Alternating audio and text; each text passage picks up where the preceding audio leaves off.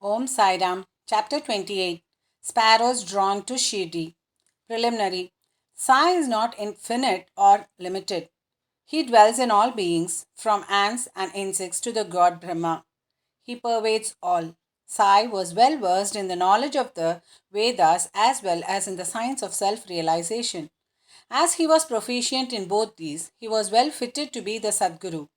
Anyone, though learned, but not able to awaken the disciples and establish them in self realization, does not deserve to be called a Sadguru. Generally, the father gives birth to the body, and death invariably follows life. But Sadguru does away with both life and death, and so he is more kind and merciful than anybody. Sai Baba often said that let his man, that is devotee, be at any distance, 1,000 kos away from him, he will be drawn to Shirdi like a sparrow with a thread tied to its feet. This chapter describes the stories of three such sparrows. First one, Lala Lakshmi Chand. This gentleman was first serving in the railways and afterwards in Sri Venkateshwar Press in Bombay and thereafter in the firm of Messrs. Raleigh Brothers as a munshi. He got the contact of Baba in 1910. 1 or 2 months before Christmas, he saw in his dream at Santa Cruz, that is a suburb of Bombay, an old man with a beard standing and surrounded by his bhaktas. Some days later, he went to the house of his friend, Mr. Dattatreya Manjunath Bijur, to hear the Kirtan by Dasganu. It was always the practice of Dasganu to keep Baba's picture in front of the audience while making the Kirtan.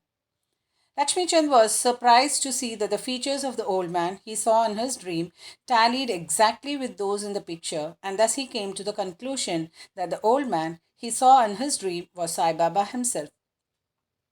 The sight of this picture, Dasganu's Kirtan, and the life of the Saint Tukaram on which Dasganu discoursed, all these things made a deep impression on his mind, and he pined to go to Shirdi. It is always the experience of the bhaktas that God always helps them in their search for Sadguru and other spiritual endeavors. That very night at 8 p.m., a friend named Shankar Rao knocked at his door and asked him whether he would accompany him in to Shirdi. His joy knew no bounds and he at once decided to go to Shirdi. He borrowed rupees 15 from his cousin and after making due preparations left for Shirdi. In the train, he and his friend Shankar Rao did some bhajan, that is, sang some religious songs, and inquired about Sai Baba with some fellow passengers, 4 Mohammedans, who were returning to their place near Shirdi. They all told them that Sai Baba was a great saint living in Shirdi for many years. Then, when they reached Kopargaon, he wanted to buy some good Govas for offering to Baba, but he was so much enwrapped with the scenery and sights there that he forgot to purchase them. When they were nearing Shirdi, he was reminded of the guavas, but just then he saw an old woman with a guava basket on her head running after the tanga. The tanga was stopped and he gladly purchased some select fruits when the woman said, "Take all the rest and offer them on my behalf to Baba." The facts, namely, that he had intended to purchase guavas, but that he had forgotten to do so, the old woman's encounter and her devotion to Baba, all these were a surprise to both friends. And Lakshmi Chand thought in his mind that the old woman might be some relation of the old man he saw in his dream. Then they drove on and came near Shirdi, and on seeing flags on the masjid, they saluted them. With puja materials in hand, they went to the masjid and worshipped Baba with due formality. Lakshmi Chand was much moved and was extremely happy to see Baba. He was enwrapped with Baba's feet as a bee with a sweet smelling lotus. Then Baba spoke as follows: "Cunning fellow, he does bhajan on the way and enquires from others. Why ask others? Everything we should see with our own eyes. Where is the necessity to question others? Just think for yourself whether your dream is true or not. Where was the necessity of the darshan by taking a loan from a Marwari? Is the heart's desire now satisfied?" Hearing these words, Lakshmi Chand was wonderstruck at Baba's omniscience. He was at a loss to know how Baba came to know about all the things that happened en route from his house to Shirdi. The chief thing to note in this respect is that Baba never liked people to run into debt for taking his darshan or celebrating any holiday or making any pilgrimage. Sansa. At noon, when Lakshmichand was sitting for meals, he got some sansa from a devotee as prasad. He was pleased to have it. Next day, also, he expected it but got nothing. So, he was anxious to get it again. Then, on the third day at the noon arati time, Babu Sahib Jog asked Baba what Naivedya he should bring. Baba told him to bring sansa. Then the bhaktas brought two big potfuls of sansa. Lakshmichand was very hungry and there was some pain in his back. Then Baba said to him, "It is good that you are hungry. Take sansa and some medicine for the pain in the back." He was again wonderstruck to see that Baba again read his mind and spoke out what was passing therein. How omniscient he was, evil eye. On this occasion, he once witnessed one night the procession to the Chavadi. Baba then suffered much from cough. He thought that this suffering of Baba might be due to somebody's evil eye. Next morning, when he went to the masjid, Baba spoke to Shama as follows: "I suffered last night from cough. Is it due to some evil eye? I think that somebody's evil eye has worked on me and so I am suffering." In this case, Baba spoke out what was passing in Lakshmi Chand's mind. On seeing these proofs of Baba's omniscience and kindness to his bhaktas, he fell prostrate at Baba's feet and said, "I am much pleased with your darshan.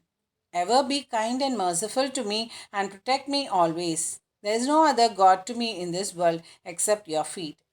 Let my mind be ever wrapped in your bhajan and feet. Let your grace protect me from the miseries of the world and let me ever chant your name and be happy." After getting Baba's Zudi and blessing, he returned home with his friend, much pleased and contented, and singing Baba's glory on the way. He remained a staunch devotee of Baba afterwards and always sent garlands of flowers, camphor, and dakshina with any person of his acquaintance bound for Shirdi. Number 2. Burhanpur Lady. Now let us turn to another sparrow, Baba's word meaning devotee. One lady in Burhanpur, saw in her dream Sai Baba coming to her door and begging khichdi, that is, rice cooked with dal and salt, for his meals. On awakening, she saw nobody at her door. However, she was pleased with the vision and told it to all, including her husband. He was employed in the postal department, and when he was transferred to Akola, both husband and wife, who were devout, decided to go to Shirdi. Then, on a suitable day, they left for Shirdi and, after visiting Gomati Teeth on the way, reached Shirdi and stayed there for 2 months. Every day they went to the masjid, performed Baba's worship, and passed their time happily. The couple came to Shirdi to offer khichdi as Naivedya, but for the first 14 days, somehow or other, it could not be offered. That lady did not like this delay. Then on the 15th day, she came to noon to the masjid with her khichdi. There she found that Baba and others were already sitting for meals and that the curtain was down. Nobody dared enter in when the curtain was let down, but the lady could not wait. She threw up the curtain with her hand and entered. Strange to say that Baba seemed that day hungry for khichdi and wanted that thing first, and when the lady came in with the dish, Baba was delighted and began to eat morsel after morsel of khichdi. On seeing the earnestness of Baba in this respect, everybody was wonderstruck, and those who heard the story of Khichdi were convinced about his extraordinary love for his devotees. Number 3. Megha. Now let us go to the third and bigger sparrow. Megha of Virgaon was a special, simple, and illiterate Brahmin cook of Rao Bahadur H.V. Sade. He was a devotee of Shiva and always chanted the 5-syllable mantra Namah Shivaya.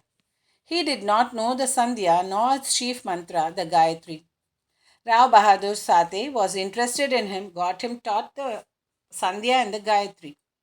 Sade told him that Sai Baba of Shirdi was the embodied form of the god Shiva and made him start for Shirdi. At the Broch railway station, he learned that Sai Baba was a Muslim and his simple and orthodox mind was much perturbed at the prospect of bowing to a Muslim, and he prayed to his master not to send him there. His master, however, insisted on his going there and gave him a letter of introduction to his father-in-law, Ganesh Damodar alias Dada Kelkar at Shirdi, to introduce him to Sai Baba. When he reached Shirdi and went to the masjid, Baba was very indignant and would not allow him to enter.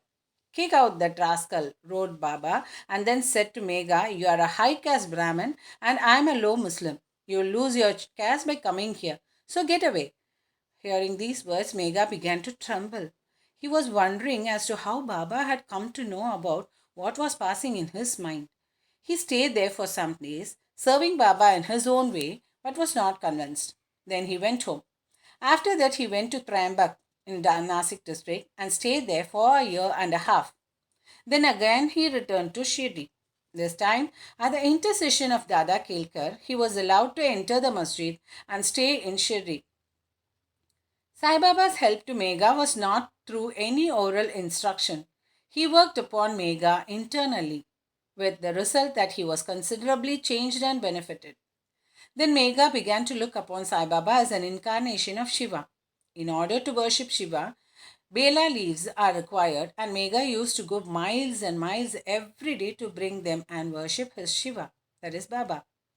His practice was to worship all the gods in the village and then come to the masjid, and after saluting Baba's gadi, that is asan, he worshipped Baba, and after doing some service, that is shampooing his legs, drank the washings, that is the teeth of Baba's feet. Once it so happened that he came to the masjid without worshiping God Khandoba, as the door of the temple was closed. Baba did not accept his worship and sent him again, saying that the door was open then. Megha went, found the door opened, worshipped the deity, and then returned to Baba as usual. Ganges bath. On one Magar Shankranti day, Megha wanted to besmear the body of Baba with sandal paste and bathe him with Ganges water. Baba was first unwilling to undergo this operation, but at his repeated requests, he consented. Megha had to traverse a distance of 8 kos, going and returning, to bring the sacred water from the Gomati river. He brought the water, made all the preparations for the bath at noon, and asked Baba to get ready for the same.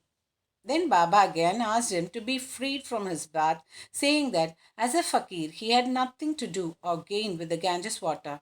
But Megha did not listen. He knew that Shiva is pleased with the bath of Ganges water, and that he must give his Shiva, that is Baba, that bath on that auspicious day. Baba then consented, came down and sat on a pat, that is on a wooden board, and protruding his head said, "O Megha, do at least this favor. Head is the most important organ of the body, so pour the water over that only. It is equivalent to the full or whole bath." "All right," said Megha, and lifting the water pot up, began to pour it on the head. But in doing this, he was so much overwhelmed with love that he cried out, "Har Gange," and emptied the pot on the whole body. He kept the pot aside and began to look at Baba, but to his surprise and amazement, he found that Baba's head was only drenched, but the body quite dry. Trident and Pindi.